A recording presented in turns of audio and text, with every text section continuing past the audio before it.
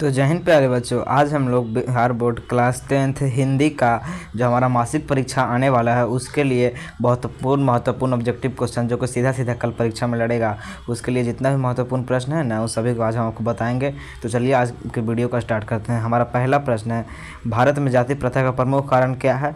तो इसका हो जाएगा ऑप्शन ए बेरोजगारी। ठीक, इसमें से जरूर लड़ेगा, इसी में से प्रश्न आएगा, जितना हम बता रहे हैं ना इसी में से प्रश्न आएगा, ध्यान रखिएगा। ठीक, इसलिए से आपको प्रश्न को देख लीजिए। चलिए दूसरा प्रश्न कह रहा है, मानव मुक्ति का पुरोधा किसे कहा जाता है? तो याद रखिएगा भीमराव अंबेडकर को कहा जाता है। आ सकता है कल प्रश्न, आप जरूर बनाइएगा, कल आ जाएगा तो जरूर बनाइएगा। ठीक, आगे चलिए देखिए, कह रहा है जाति प्रथा स्वाभाविक विभाजन नहीं है, क्यों? जाति प्रथा स्वाभाविक विभाजन क्यों नहीं है? तो याद रखिएगा रुचि के आधार पर आधारित नहीं होने के कारण। ठीक, कल आएगा प्रश्न। आगे कह रहा है, बाबा साहेब अम्बेडकर का जन्म किस राज्य में हुआ था? तो याद रखिएगा मध्य प्रदेश के महू में हुआ था। कहाँ? महू में, मध्य प्रदेश के महू में। आगे चलिए कह रहा है, बाबा साहेब अम्बेडकर का जन्म कब हुआ था? तो याद रखिएगा 14 अप्रैल 1891 ईस्वी। ठीक, कल आएगा तो पक्का बना के आइएगा। ठीक, आगे कह रहा है, श्रम विभाजन जाति प्रथा के लेखक कौन है? तो भीमराव अम्बेडकर जी हो जाएंगे। ठीक, आगे चलिए कह रहा है, आदर्श समाज स्वतंत्रता समानता एवं मातृत्व पर आधारित होगा, यह किसने कहा था? अम्बेडकर जी ने कहा था। ठीक, आगे चलिए कह रहा है, भारत में बेरोजगारी का प्रमुख कारण जाति प्रथा है, याद रखिएगा। ठीक, आगे चलिए कह रहा है, भारत में बेरोजगारी का एक प्रमुख व प्रत्यक्ष कारण क्या है? तो जाति प्रथा। ठीक, याद रखिएगा, कल आएगा, जरूर मार के आइएगा आंसर जाति प्रथा। अगर आधुनिक सभ्य समाज श्रम विभाजन को आवश्यक क्यों नहीं मानता? कार्यकुशलता के लिए। ठीक, कल यही मार के आइएगा ऑप्शन नंबर 1 इस प्रश्न का। ठीक, आगे चलिए कह रहा है, श्रम विभाजन और जाति प्रथा पाठ बाबा साहेब के किस भाषण का संपादित है? तो एनाहिलेशन ऑफ कास्ट। ठीक, याद रखिएगा। आगे कह रहा है, भारत संविधान का निर्माता किसे कहा जाता है? अम्बेडकर जी को। ठीक, भीमराव अम्बेडकर जी को। आगे कह रहा है, 20 के दांत शीर्षक पाठ की विद्या है, तो कहानी है। 20 के दांत क्या है? कहानी है। और जो हमारे अम्बेडकर जी के बारे में पढ़े थे वो क्या है? निबंध है। ठीक, वह एक निबंध है, एक कहानी है। ठीक, याद रखिएगा। आगे कह रहा है, मदन के लिए क्या खाना मामूली बात थी? तो मार खाना। ठीक, याद रखिएगा, कल बना के आइएगा। यह प्रश्न पूछा जाएगा कि नलिनी विलोचन शर्मा द्वारा लिखित कहानी निम्न में से कौन है? तो आप 20 के दांत मार के आइएगा। ठीक, आगे चलिए कह रहा है, 20 के दांत कहानी का रचयिता कौन है? तो नलिनी विलोचन शर्मा। ठीक, इनका जन्म हुआ था 1916 में, इनकी मृत्यु हुआ था 1961 में। ठीक, याद रखिएगा, बदरघाट पटना में जन्म हुआ था। इसका सीमा, रजनी, आलो, सफाली और आरती किनकी पुत्री थी? बहनें थी। किनकी बहनें थी? तो याद रखिएगा खोखा की बहनें थी, या कासू। खोखा को क्या कहा जाता है? कासू नाम था खोखा का। ठीक, याद रखिएगा। आगे कह रहा है, खोखा के किसने दांत तोड़े थे? खोखा के दांत किसने तोड़े थे? मदन ने। ठीक, कितना दांत तोड़ा था? 2 दांत। कौन वाला दांत तोड़ा था? तो देखिए ये वाला दांत तोड़ा था। ये हो गया हमारा खोखा, ये हो गया खोखा का आँख, ये हो गया खोखा का हमारा आँख। खोखा का मुंह भी दे दें, चलिए खोखा का मुंह दे देते हैं। ये देखिए ये हमारा खोखा का मुंह, तो इसका आगे वाला जो दतिया था ना ये दोनों मार के तोड़ दिया था मदन। ठीक, याद रखिएगा। आगे चलिए कह रहे, नलिनी विलोचन शर्मा का जन्म कब हुआ था? तो 1916 में, मृत्यु 1961 में। 1916 में जन्म, 61 में मृत्यु। 6 को पहले कर दीजिएगा, 1 को बाद में कर दीजिएगा। ठीक, आगे कह रहा है, सेन साहब की कार की कीमत 7,500 था। ऑप्शन ए कल ये प्रश्न आएगा, पक्का मार के आइएगा, ऑप्शन ए पे मार के आइएगा। ठीक, ये प्रश्न आएगा कल है। आगे चलिए कह रहा है, सेन साहब की आंखों का तारा कौन है? खोखा है। ठीक, याद रखिएगा। आगे कह रहा है, मोटर को कोई खतरा हो सकता है तो किससे हो सकता है? खोखा से। यह किसने कहा था? सोफर ने कहा था। आगे कहा, किसके अनुसार सेनों के सिद्धांतों भी बदल गया था? तो खोखा के अनुसार सेनों ने अपना सिद्धांत बदल लिया था। ठीक, याद रखिएगा। आगे कह रहा है, ऐसे ही लड़के आगे चल के गुंडे, चोर और डाकू बनते हैं, यह पंक्ति कहानी के किस पात्र ने कही थी? तो सेन साहब ने कहा था। ठीक, कि ऐसे ही लड़के आगे चल के गुंडे, चोर और डाकू बनते हैं। आगे कह रहा है, मैं तो खोखा को इंजीनियर बनाना जा रहा हूँ, यह कथन किसका है? तो सेन साहब का है। ठीक, याद रखिएगा, कल ये प्रश्न आएगा, इसको एकदम सही से आंसर मार के। कह रहा है, सेन साहब की 5 लड़कियां कैसी थी? तो याद रखेगा उनकी 5 लड़कियां सुशील थी। क्या थी? सुशील थी, ऑप्शन डी। आगे कह रहा है, किस गवर्नर जनरल के समय 172 दारिस नमक सोने का सिक्का से भरा घड़ा मिला था? वारेन हेस्टिंग्स के समय। ठीक, वाराणसी के पास मिला था। कहाँ? वाराणसी के पास मिला था, याद रखेगा। कल ये बना के आइएगा, कल ये प्रश्न पूछा जाएगा कि किस गवर्नर जनरल के समय, तो याद रखिएगा Warren Hastings, option number C पे मार के आइएगा। कह रहा है, हितोपदेश का जर्मन भाषा में अनुवाद किसने किया था? याद रखिएगा मैक्स मुलर ने किया था। कल सही आंसर मार के आइएगा। कारण निर्वंश विद्या का संबंध है मानव विज्ञान से। ठीक, निर्वंश विद्या का संबंध मानव विज्ञान से है। आएगा, मैक्स मुलर ने कालिदास की पुस्तक का जर्मन भाषा में अनुवाद किया था। तो मेघदूत का। ठीक, मेघदूत का जर्मन भाषा में अनुवाद किया था। कर मैक्स मुलर का जन्म कब हुआ था? 1823 ईस्वी में। ठीक, याद रखेगा 1823 ईस्वी में। आगे कह रहा है, सर बिल इसका मृत्यु 1900 पक्का पुक्की 1900 में हो गया था। ठीक, याद रखेगा। कहा है सर विलियम जोन्स समुद्री यात्रा करते हुए भारत कब पहुंचा था, या देखिएगा 1783 में। एक कल पक्का प्रश्न आएगा, इसको मार्क आइएगा, ऑप्शन डी में रहेगा 1783 ईस्वी मार्क आइएगा। ठीक, आगे चलिए कह रहा है मैक्स मुलर के अनुसार सच्चे भारत का दर्शन कहाँ हो सकता है, तो ग्रामीण भारत में। ठीक, याद रखिएगा। आगे कह रहा है मेघदूत का जर्मन भाषा में अनुवाद किसने किया है, तो मैक्स मुलर ने किया है। ठीक, याद रखिएगा। मेघदूत किसका है, कालिदास का है, इसका जर्मन भाषा में अनुवाद किया है मैक्स मुलर। आगे कह रहा है भारत से हम क्या सीखें, क्या है, तो यह एक भाषण है, किसने दिया था, मैक्स मुलर ने। आगे कह रहा है मैक्स मुलर को वेदांतियों का वेदांती किसने कहा था, तो स्वामी विवेकानंद जी ने कहा था। ठीक, याद रखिएगा। प्लेटो और कांट महान दार्शनिक थे। ठीक, याद रखिएगा। प्लेटो और कांट क्या थे, महान दार्शनिक है। परीक्षा में कल आएगा तो पक्का बना के आइएगा। ठीक, आगे कह रहा है मैक्स मुलर ने किस वर्ष की अवस्था में लीपजिंग विश्वविद्यालय में संस्कृत का अध्ययन आरंभ कर दिया। मतलब कह रहा है कि मैक्स मुलर ने किस वर्ष की अवस्था में लीपजिंग विश्वविद्यालय उसका जो है उसमें संस्कृत का अध्ययन करना आरंभ कर दिया था, तो 18 वर्ष का। ठीक, अगर ये कल परीक्षा में आएगा तो पक्का मार्क आएगा 18 वर्ष। लीपजिंग विश्वविद्यालय में संस्कृत का अध्ययन आरंभ कर दिया था, ऑप्शन डी में रहेगा 18 वर्ष। ठीक, आगे चलिए कह रहा है स्वामी विवेकानंद ने वेदांतियों का वेदांती किसे कहा था, तो मैक्स मुलर को कहा था, इसलिए हमारा ऑप्शन सी राइट आंसर हो जाएगा। मैक्स मुलर कह रहा है आगे दालिश नामक सोने के सिक्के से भरा घड़ा किसको मिला था, तो वारेन हेस्टिंग्स को मिला था। ठीक, कल परीक्षा में छाप के आइएगा प्रश्न। कह रहा है किसके अध्ययन के क्षेत्र में भारत के कारण नव जीवन का संचार हुआ था, नीति कथा के क्षेत्र में। ठीक, नीति कथा मतलब जितना भी कहावतें हमारे आसपास चलते रहते हैं ना, वो सभी कहा जाता है नीति कथा। ठीक, आगे कह रहा है यूनान व रोम के संपूर्ण साहित्य से कहीं अधिक विशाल है भारत की संस्कृत भाषा और इसका साहित्य। ठीक, याद रखिएगा। आगे कह रहा है हकर्ष क्या था, तो हकर्ष एक वनस्पति वैज्ञानिक था जो पेड़ पौधे पर रिसर्च करता था। ठीक, ये हकर्ष क्या था, वनस्पति वैज्ञानिक। आगे कह रहा है पुराने का मोह हर्ष में वांछनीय ही नहीं होता, यह पंक्ति किस शीर्षक पाठ की है, तो नाखून क्यों बढ़ते हैं, हजारी प्रसाद द्विवेदी के। ठीक, याद रखिएगा। नाखून क्यों बढ़ते हैं, हजारी प्रसाद द्विवेदी, इसका जन्म 1907 में हुआ था। ठीक, याद रखिएगा। आगे कह रहा है किस देश के लोग बड़े बड़े नख रखना पसंद करते हैं, तो गौड़ देश के लोग। ठीक, याद रखिएगा। जो गौड़ देश के लोग होते हैं वो बड़े बड़े नख रखना पसंद करते थे। अनाम दास का पोथा किसकी उपन्यास के लेखक है, अनाम दास का पोथा जो हमारा उपन्यास है उसका लेखक कौन है, तो याद रखिएगा हजारी प्रसाद द्विवेदी है। अनाम दास का पोथा कल आएगा परीक्षा में, तो बना के आइएगा। ठीक, ऑप्शन ए मारिएगा। आगे कह रहा है हजारी प्रसाद द्विवेदी निर्लज अपराधी किसे कहा है, तो नाखून को निर्लज अपराधी कहा जाता गया है। ठीक, अब आगे चलिए कह रहा है किसने कहा था कि सब पुराने अच्छे नहीं होते, सब नए खराब नहीं होते, तो कालिदास जी ने कहा था। ठीक, आगे कह रहा है दधीची के हड्डी से क्या बना है, तो इंद्र का वज्र। ठीक, याद रखेगा। आगे कह रहा है द्विवेदी जी यानी हजारी प्रसाद द्विवेदी जी से किसने पूछा था कि नाखून क्यों बढ़ते हैं, तो उनकी छोटी लड़की ने पूछा था। ठीक, याद रखिएगा। आगे कह ललित निबंध क्या है, तो नाखून क्यों बढ़ते हैं, एक ललित निबंध है। ठीक, नाखून क्यों बढ़ते हैं क्या है, एक ललित। अनाम दास का पोथा किसकी उपन्यास की है, तो याद रखिएगा हजारी प्रसाद द्विवेदी का। आगे कह रहा है हजारी प्रसाद द्विवेदी जी निर्लज अपराधी किसे कहा है, तो नाखून को। ठीक, आगे कह रहा है किसने कहा सब पुराने अच्छे नहीं होते, कालिदास जी हो गया है। दधीची के मुनि से वज्र बना है, द्विवेदी जी से छोटी लड़की ने। ललित निबंध क्या है, नाखून क्यों बढ़ते हैं। हाँ, कह रहा है हजारी प्रसाद द्विवेदी द्वारा रचित पाठ क्या है, तो नाखून क्यों बढ़ते हैं। ठीक, याद रखिएगा। आगे कह रहा है नाखून किसका प्रतीक है, तो पार्श्ववृत्ति का प्रतीक है। ठीक, याद रखिएगा। कल ये परीक्षा में आएगा तो छाप के आइएगा प्रश्न। ठीक, आगे कह रहा है लेखक के अनुसार मनुष्य के नाखून किसके जीवंत प्रतीक है, तो पार्श्ववृत्ति का प्रतीक है।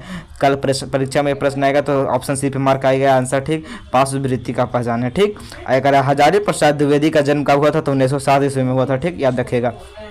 आगे कह रहा है सहजात वृत्ति किसे कहते हैं, तो अनजान स्मृतियों को ही सहजात वृत्ति कहा जाता है, जैसे में नाखून हो गया। ठीक, आगे नाखून का बढ़ना किसका परिणाम है, तो मनुष्य का अंध सहजात वृत्ति का। ठीक, आगे कह रहा है आलोक पर्व कि निबंध का संग्रह किसकी रचना है, आलोक पर्व हो जाए चाहे अनाम दास का पोथा हो जाए, सब हजारी प्रसाद द्विवेदी के है। ठीक, याद रखिएगा। आगे कह रहा है आदमी के नाखून क्यों बढ़ते हैं, यह प्रश्न लेखक की छोटी लड़की ने उनसे पूछा था। ठीक, आगे कह रहा है सूर्य नामक पुस्तक किसकी रचना है, तो गुणाकर मूल्य के। ठीक, याद रखेगा। गुणाकर मूल्य का रचना है सूर्य नामक पुस्तक। कह रहा है नेवारी भाषाएं किस लिपि में लिखा जाता है, तो देवनागरी लिपि में। ठीक, याद रखेगा। आगे कह रहा है भारतीय लिपियों की कहानी पुस्तक का रचयिता कौन है, तो गुणाकर मूल्य। ठीक, याद रखेगा। भारतीय लिपियों की कहानी के लेखक कौन है, गुणाकर मूल्य। हिंदी था इसकी विविध बोलियां किस लिपि में लिखी जाती है, तो देवनागरी लिपि में। ठीक, याद रखेगा। आगे कह रहा है नागरी लिपि के लेखक कौन है, ये कल परीक्षा में पक्का आएगा तो बना के आइएगा। ऑप्शन सी हो जाएगा गुणाकर मूल्य। नागरी लिपि के लेखक कौन है, गुणाकर मूल्य। ठीक। कह रहा है हिंदी भाषा की लिपि क्या है, देवनागरी लिपि है। ठीक, याद रखेगा। आगे कह रहा है दोहा कोश किसकी रचना है, तो सरहपाद की रचना है। ये बहुत ही महत्वपूर्ण प्रश्न है, कल जरूर आएगा। ठीक, ऑप्शन ए मार्क आ जाएगा, सरहपाद। ठीक। आगे कह रहा है रामायण किसकी रचना है, तो वेद व्यास की रचना है। संस्कृत में सॉरी वाल्मीकि की रचना है संस्कृत भाषा में। ठीक, संस्कृत भाषा में वाल्मीकि का रचना है।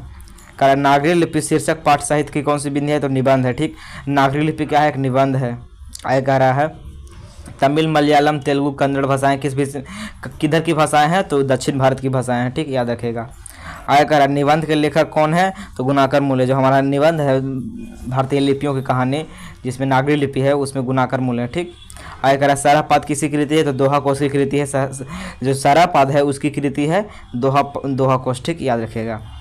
हिंदी एवं आदि कवि हैं, तो सरहपाद। हिंदी के आदि कवि कौन है, सरहपाद। ठीक।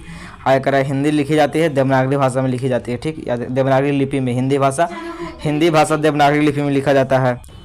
जैसे में आप जानते होंगे अंग्रेजी किस में लिखा जाता है, जो अंग्रेजी होता है वो लिखा जाता है रोमन में, और जो हमारा पंजाबी होता है गुरुमुखी में। ठीक। अगर 12वीं सदी के केरल के शासकों पर वीर केरला से जैसे शब्द किस लिपि में है, देवनागरी लिपि में। ठीक, याद रखेगा। आगे कह रहा है ईसा की 14वीं-15वीं सदी में विजयनगर के शासकों में अपने लेखों को किस लिपि कहा है, नंदी नागरी लिपि। ठीक। देवनागरी लिपि क्या है, तो देवनागरी लिपि का मतलब होता है क्या, जो बताएं देवनागरी लिपि का मतलब ऊपर एक डैश दे देना। कोई भी लिखेगा ना तो ऊपर दे दे डैश, इसी को कहा जाता है देवनागरी लिपि। ठीक। ऊपर जो लाइन दे देते हैं, जैसे मान लीजिए हम लिखते हैं नागरी लिखते हैं, मान लीजिए हम नागरी लिखते हैं नागरी, अभी ये देवनागरी लिपि में नहीं है, ये जो नागर लिखा है देवनागरी लिपि में नहीं है। जैसे ही हम ऊपर इसको ऊपर एगो सर लगा देंगे ना, ये हो गया देवनागरी लिपि। लेकिन इसी को हम इसको रोमन लिपि में कैसे लिखेंगे, रोमन में जैसे अंग्रेजी लिखा जाता है रोमन, तो उसके लिखेंगे NAGRI नागरी। तो NGRI नागरी, तो कुछ हो गया, ये हो गया रोमन लिपि में। इसी को हम ऐसे लिख देंगे नागरी, और ऊपर से जैसे ही माथा उड़ा देंगे तो ये हो गया देवनागरी लिपि। ठीक, ये होता है, ये अलग अलग लिपि में लिखा जाता है। आगे कह रहा उत्तर भारत में नागरी लिपि कब से लेख मिलने लगते हैं, तो 9वीं सदी से। ठीक। और दक्षिण भारत में 8वीं सदी से, याद रखिएगा। ठीक, उत्तर भारत में 9वीं, दक्षिण भारत में 8वीं। कह रहा है नागरी लिपि के आरंभिक लेख हमें कहाँ से मिलते हैं, तो दक्षिण भारत से। ठीक, क्योंकि इधर 8वीं से मिलता है, हमारे इधर जो उत्तर भारत है उधर 9वीं से मिलता है। ठीक, याद रखिएगा।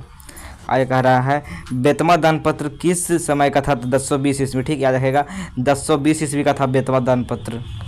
आगे कह रहा है हिंदी तथा इसकी विविध बोलियां किस भाषा में लिखी जाती है, तो देवनागरी लिपि में। ठीक, याद रखेगा। आगे कह रहा है विजयनगर के शासकों ने लेख पे किस लिपि में लिखाया था, तो नंदी नागरी लिपि में। ठीक, याद रखेगा। आगे कह रहा है परमार शासक भोज कहाँ का रहने वाला था, तो धारा नगरी का। ठीक, कल परीक्षा में आएगा, बना के आइएगा।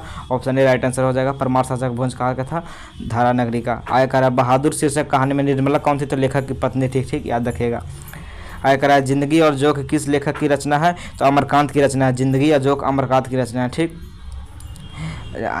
जो एक प्रश्न है हो सकता है कल पूछा जाएगा, तो ऑप्शन डी मार के आइएगा। ठीक, ऑप्शन डी में। ठीक, आगे चल रहा कह रहा है बहादुर का लेखक कौन आया था, तो लेखक का साला आया था। ठीक। आगे कह रहा है लेखक अमरकांत ने हाई स्कूल की परीक्षा बलिया से प्राप्त किया था। कहाँ, उत्तर प्रदेश, यूपी के बलिया में। ठीक। आगे कह रहा है बहादुर कहाँ से भाग कर आया था, नेपाल से। ठीक। आगे कह रहा है बहादुर शीर्षक कहानी में किशोर कौन था, तो लेखक का बड़ा बेटा था। ठीक, लेखक का पुत्र। आगे कह रहा बहादुर का पूरा नाम क्या है, दिल बहादुर। ठीक, याद रखेगा बहादुर का पूरा नाम दिल बहादुर है। बहादुर अपने घर से क्यों भागा था, तो माँ की डर से भागा था। ठीक, माँ की मार के कारण भागा था, माँ उसको मारी थी, बहुत भैंस की तरह मारी थी। आगे कह रहा है अमरकांत लिखित कहानी का नाम क्या है, तो बहादुर है। ठीक, ऑप्शन डी हो जाएगा। आगे कह रहा है बहादुर का बाप कहाँ मारा गया था, तो युद्ध में मारा गया था। ठीक, याद रखेगा। आगे कह रहा है बहादुर से मार खाकर भैंस भागे भागे किसके पास चली, माँ के पास। ठीक, याद रखेगा, इस कल परीक्षा में पूछा जाएगा। लेखक के रिश्तेदार ने बहादुर पे क्या आरोप लगाया था, तो 11 रुपये चुराने का आरोप लगाया था। ठीक, संडे के दिन आया था वो लोग। कहानी है, तो बहादुर एक कहानी है। ठीक, याद रखेगा। आगे कह रहा बहादुर कहाँ का रहने वाला था, तो नेपाल का रहने वाला था। ऑप्शन सी हो जाएगा। आगे कह रहा बहादुर पर कितने रुपये के चोरी का इल्ज़ाम लगा था, तो 11 रुपये का। ठीक, याद रखेगा। आगे कह रहा बहादुर के लेखक के अचानक क्यों चला गया, तो स्वयं के प्रति लेखक तथा उनके परिवार वालों में जो व्यवहार में परिवर्तन आया था उसके कारण। आगे कह रहा मित्र मिलन किसकी रचना है, तो अमरकांत की रचना है। ठीक। आगे कह रहा लेखक की पत्नी के रिश्तेदार किस दिन आए थे, तो रविवार को दिन, संडे के दिन था। ठीक। आगे कह रहा बहादुर कितने वर्ष का था, तो 12-13 वर्ष का था। ठीक। आगे चलिए कह रहा है लेखक रामविलास शर्मा के गांव का नाम क्या था, तो उच्च गांव सानी। ठीक, याद रखिएगा लेखक रामविलास शर्मा का गांव का नाम था उच्च गांव सानी। आगे कह रहा है भौतिकवाद का अर्थ भाग्यवाद नहीं है, यह निबंध किसकी पंक्ति है, तो परंपरा का मूल्यांकन का है। ठीक, याद रखिएगा। चलिए लगभग हमारा 100 क्वेश्चन ज़्यादा हो गया है। 100 क्वेश्चन हमारा हो गया गद्य खंड में। अब चलते हैं काव्य खंड में, उधर भी बहुत सारा प्रश्न देखेंगे। ठीक, चलिए अब हम काव्य खंड में अब हम लोग काव्य खंड में आ गए हैं। काव्य खंड में कह रहा है पहला प्रश्न कि आशा दीवार किस कवि की रचना है, तो गुरु नानक की है। ठीक, याद रखिएगा। आगे चलिए कह रहा है गुरु नानक पंजाबी के अलावे और किस भाषा में कविताएं लिखे थे, तो हिंदी भाषा में। ठीक, याद रखिएगा। आगे कह रहा है किसके बिना प्राणी को मुक्ति नहीं मिलती है, तो गुरु ज्ञान की मेरा ऑप्शन सी हो जाएगा। ठीक, कल ये परीक्षा में प्रश्न पूछेगा तो मार्क आएगा ऑप्शन सी पे। आगे कह गुरु नानक किस मार्ग के कवि हैं, तो निर्गुण भक्ति मार्ग। ठीक, एक अगर कल परीक्षा में प्रश्न पूछा जाएगा तो ऑप्शन बी पे मारिएगा, निर्गुण भक्ति मार्ग। ठीक। आगे कह रहा है गुरु नानक ने किस धर्म का प्रवर्तन किया, सिख धर्म का। ठीक। आगे कह रहा है गुरु नानक की पत्नी सुलक्षणी देवी। ठीक। आगे कह रहा है गुरु नानक किस भक्ति धारा के कवि हैं, तो निर्गुण भक्ति धारा से, निर्गुण भक्ति धारा श्री राम के भक्त थे। आगे कह रहा है गुरु नानक का जन्म लाहौर के किस ग्राम में हुआ था, तलवंडी में। ठीक, तलवंडी जिसको अभी कहा जाता है नानकाना साहब कहते हैं। ठीक। आगे कह रहा है राम नाम बिनु बिरथे जग जन्मा, यह पंक्ति है तो गुरु नानक की पंक्ति है। ठीक। आगे कह रहा है रही रास किसकी रचना है, तो रही रस नाम गुरु नानक की है। ठीक। आगे कह रहा है वाणी कब 20 के समान हो जाती है, तो राम नाम के बिना। ठीक, याद रखिएगा। आगे कह रहा है नानक की रचनाओं का संग्रह किसने किया था, तो गुरु अर्जुन देव ने। 5वां गुरु थे, पहला गुरु कौन थे, गुरु नानक थे। नानक पहला गुरु, 5वां गुरु अर्जुन देव और 10वां गुरु गोविंद सिंह। ठीक। आगे कह रहा है गुरु नानक साहब, नानकाना साहब अब कहाँ है, तो पाकिस्तान में है। ठीक, पाकिस्तान के लाहौर में है। आगे कह रहा है संप्रदाय मुक्त कृष्ण भक्त कवि कौन था, रस खान था। ठीक, ये मुस्लिम कृष्ण भक्त कवि थे, यानी संप्रदाय मुक्त थे। रस खान का रचना काल जहांगीर का शासनकाल था। ठीक, याद रखिएगा, बहुत ही महत्वपूर्ण प्रश्न है। सबैया एवं छंद में प्रसिद्ध कौन थे, रस खान, ब्रज भाषा में लिखते थे। ठीक। आगे कह रहा प्रेमयनी श्री राधिका प्रेम वरानंद शीर्षक कविता में कवि का माला करने का क्वेश्चन कर रहा है प्रेम यानी श्री राधिका शीर्षक कविता में कवि ने माली मालन किसे कहा है, तो राधा कृष्ण को। ठीक, राधा को है मालिन, कृष्ण को माली। ठीक। आया कह रहा है इन मुसलमान हरिजन पर कोटि हिंदू बारी है, ये किसने कहा था, तो रस खान ने कहा था। ठीक, ऑप्शन बी हो जाएगा, सॉरी ऑप्शन बी नहीं होगा, ऑप्शन नहीं हो जाएगा, भरतेंदु हरिश्चंद्र जी ने कहा था इन मुसलमान हरिजन पर कोटि हिंदू बारी है। ठीक, ऑप्शन ए हो जाएगा भरतेंदु हरिश्चंद्र। ठीक, भरतेंदु हरिश्चंद्र ने कहा था इन मुसलमान हरिजन पर कोटि हिंदू बारी है। ठीक। आगे कह रहा रस खान की कृति क्या है, तो प्रेम वाटिका। ठीक, याद रखेगा। आगे कह रहा है रस खान दिल्ली के कहाँ चले गए थे, ब्रजभूमि चले गए थे दिल्ली से। आगे कह रहा है रस खान किस विषय में सिद्ध थे, तो सवैया एवं छंद में सिद्ध थे। ठीक, याद रखिएगा, रस खान सवैया एवं छंद में सिद्ध थे। आगे कह रहा है सुजान रस खान किसकी कृति है, सुजान रस खान किसकी, तो रस खान की है। ठीक, यही सुजान रस खान की जगह सागर रहता, सुजान सागर तो धनानंद का हो जाता। ठीक। आगे कह रहा है किस कवि ने के राजवंशों में उत्पन्न हुए थे, रस खान किस कवि के राजवंशों में उत्पन्न हुए थे, रस खान कवि किस के राजवंश में, तो याद रखिएगा पठान राजवंश में। ठीक। आगे कह रहा है प्रीतम नंद किशोर जा दिन ते नैनियों लगयो मन पावन चित चोर पलक ओट नहीं करी सको, यह पंक्ति किस कविता का है, तो याद रखेगा प्रेम यानी श्री राधिका का है। क्या है, प्रीतम नंद किशोर जा दिन ते नैन की लगाओ मन पावन चित चोर पलक ओट नहीं करी सको। ठीक। आगे कह रहा है कवि रस खान किसके परम भक्त थे, तो श्री कृष्ण के भक्त थे। ठीक। प्रेम यानी श्री राधिका शीर्षक छंद किस ग्रंथ से संकलित है, तो रस खान रचना वाले से। ठीक, याद रखिएगा। आगे चलिए कह रहा है वियोग में सच्चा प्रेमी जो वंदना सहता है उसके चित्त में कौन बताए हैं, तो धनानंद बताए हैं। ठीक, याद रखिएगा। आगे कह रहा है धनानंद किस भाषा के कवि हैं, तो याद रखिएगा ब्रज भाषा में यही थे, ब्रज भाषा में। रस खान भी ब्रज भाषा में, धनानंद का भी ब्रज भाषा है। ठीक। आगे कह रहा है सुजान सागर किसकी कृति है, तो धनानंद के। ठीक, प्रेमघन नहीं होगा, धनानंद हो जाएगा, हमारा ऑप्शन डी हो जाएगा धनानंद। ठीक, याद रखिएगा धनानंद की कृति है। आगे कह रहा है अति सुधो स्नेह को मारा गया छंद के रचनाकार कौन है, तो याद रखेगा अति सुधो स्नेह को मारा के रचनाकार है धनानंद। आगे प्रश्न कर रहा है नादिर शाह ने किस कवि का वध किया था, तो धनानंद का वध किया था, इसलिए ऑप्शन बी हो जाएगा धनानंद। ठीक, आगे कह धनानंद किनके सैनिकों द्वारा मारे गए थे, तो नादिर शाह के सैनिकों द्वारा, ऑप्शन बी हो जाएगा। ठीक, आगे कह रहा है मोह आंसुवाहनी लय बरसो कौन कहते हैं बादलों को, तो धनानंद कहते हैं। ठीक, याद रखेगा। आगे कह रहा है धनानंद कवि हैं तो रीति मुक्त कवि हैं। ठीक, याद रखेगा। या फिर प्रेम के पीर का कवि भी इन्हें कहा जाता है, प्रेम के पीर का कवि। आगे कह रहा है अति सुधो स्नेह को मारग है जहाँ निकु सयानक पाक नहीं, यह किसकी कृति है, तो याद रखेगा यह धनानंद की कृति है। ठीक, आगे कह रहा है कवि ने पर्जन्य किसे कहा, तो बादलों को पर्जन्य कहा। ठीक, याद रखेगा। आगे धनानंद रचित अत्यंत प्रसिद्ध क्या है, तो सवैया एवं धनाक्षर है। ठीक, याद रखेगा। आगे कह रहा है विरह लीला किसकी रचना है, तो धनानंद की रचना है। ठीक, आगे कह रहा है प्रेमघन किस युग के प्रमुख कवि थे, तो भरतेंदु युग के। ठीक, याद रखेगा भरतेंदु युग के प्रमुख कवि थे। आगे कह रहा है जीर्ण जनपद किसकी रचना है, तो प्रेमघन की, बद्री नारायण चौधरी प्रेमघन। ठीक, आगे कह रहा है भारत माता भारत सौभाग्य किन का प्रसिद्ध नाटक है, तो प्रेमघन का। ठीक, भारत सौभाग्य प्रेमघन का है। कह रहा है कवि प्रेमघन के अनुसार कौन सी विद्या पढ़ के लोग बुद्धि विदेशी पाए हैं, तो पढ़ी विद्या परदेश की बुद्धि विदेशी पाए, चाल चलन प्रदेश की गई इन्हें अति भय। कह रहा है कि स्वदेशी कविता कहाँ से संकलित हो, तो रसखान प्रेमघन सर्वस्व से। ठीक, अगर हिंदुस्तानी नाम सुनी अब ये संकुच लजात भारत या कछु न भारत में दिखलात, यह पंक्ति किसका है, तो हमारा जो हमारा प्रेमघन को द्वारा लिखा है स्वदेशी उसका है। ठीक, किस हिंदुस्तानी नाम सुनी अब ये संकुच लजात भारतीय सब वस्तु ही सोए हाय हितात। ठीक, ऐसे ऑप्शन डी हो जाएगा। ठीक, आगे कह रहा है स्वदेशी शीर्षक पाठ के रचनाकार कौन है, तो हमारे प्रेमघन जी हैं, इसलिए Badri Narayan Chaudhary Premghan, option D right answer हो जाएगा। ठीक, अगर प्रदेश की विद्या पढ़ने से क्या परिणाम हुआ, तो बुद्धि विदेशी पा गए हैं सब लोग। ठीक, सबकी बुद्धि क्या हो गया, विदेशी हो गया है, सब विदेशी कल्चर को अपनाया जा रहा है, सब इंडियन कल्चर अब भूलते जा रहे हैं।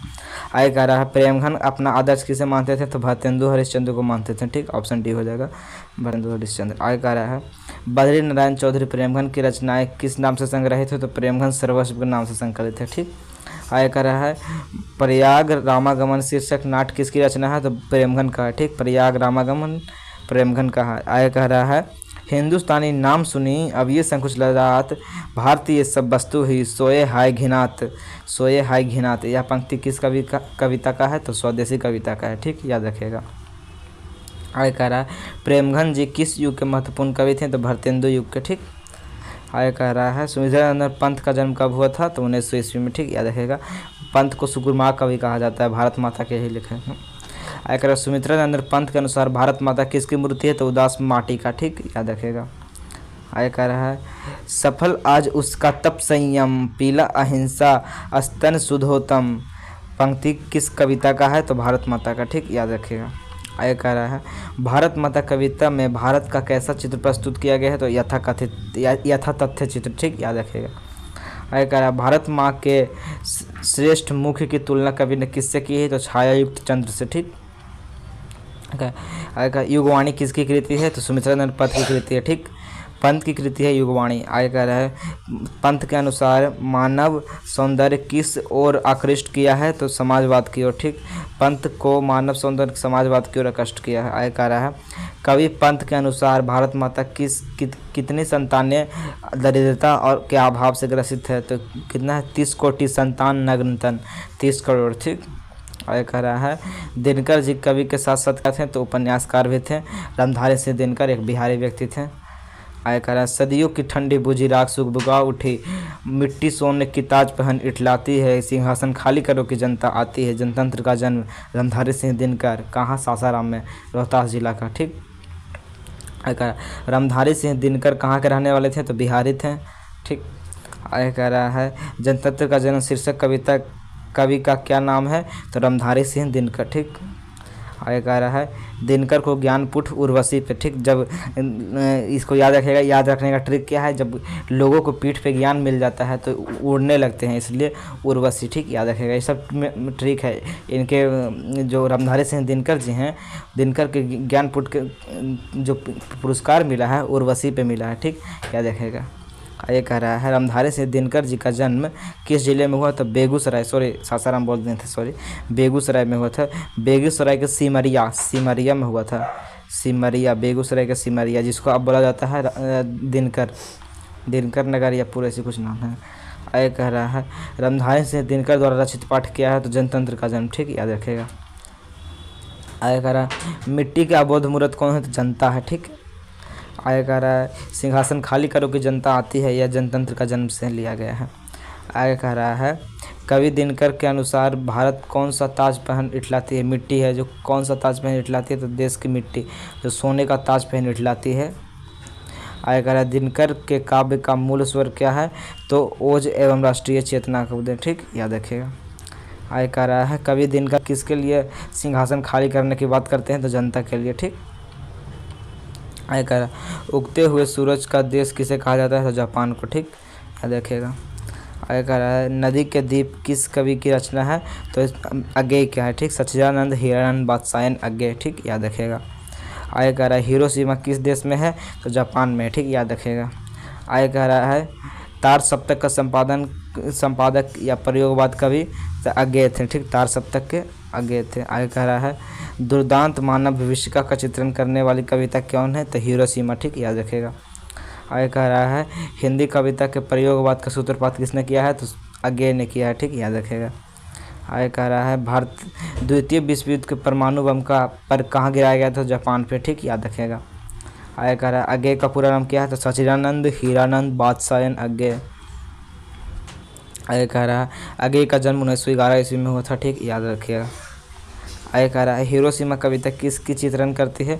तो आधुनिक सभ्य की दुर्दशा मानवीय विभीषिका का चित्रण करती है, ठीक, याद रखिएगा।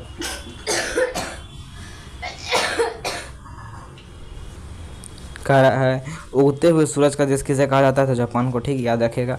आगे नदी के द्वीप किस कवि की रचना है? तो अज्ञेय की रचना है, ठीक, याद रखेगा। आगे कह रहा है हिरोशिमा किस देश में है? तो जापान में है, ठीक। आगे कह रहा है तार सप्तक के संपादक प्रयोगवादी कवि कौन थे? तो अज्ञेय थे, ठीक, याद रखेगा, अज्ञेय थे।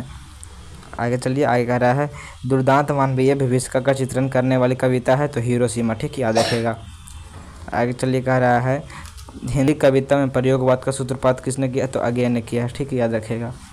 आगे कह रहा है द्वितीय विश्व में परमाणु बम किस पे गिराया गया था? तो जापान पे गिराया गया था, ठीक, याद रखेगा। आगे कह रहा है अज्ञेय का पूरा नाम सच्चिदानंद हीरानंद बादशायन अज्ञेय। आगे चलिए, कह रहा है अज्ञेय का जन्म कब हुआ था? तो 1911 ईस्वी में, ठीक, याद रखेगा। आगे कह रहा है हिरोशिमा कविता की चित्रण करते हैं? तो आधुनिक सभ्य समाज के दुर्दांत मानवीय विभीषिका का, ठीक। आगे कह रहा है सच्चिदानंद हीरानंद बादशायन अज्ञेय के पिता का नाम हीरानंद शास्त्री था, ठीक। आगे कह रहा है धूप बरसी पर अंतरिक्ष में फटी मिट्टी से, ठीक, याद रखेगा, धूप बरसी पर अंतरिक्ष में नहीं फटी मिट्टी से। आगे कह रहा है शेखर एक जीवनी किसकी रचना है? तो अज्ञेय की रचना है, ठीक। आगे कह रहा है एक ब्रिज का हत्या कविता ब्रिज का सूखी डाली राइफल की तरह था, ठीक, याद रखेगा।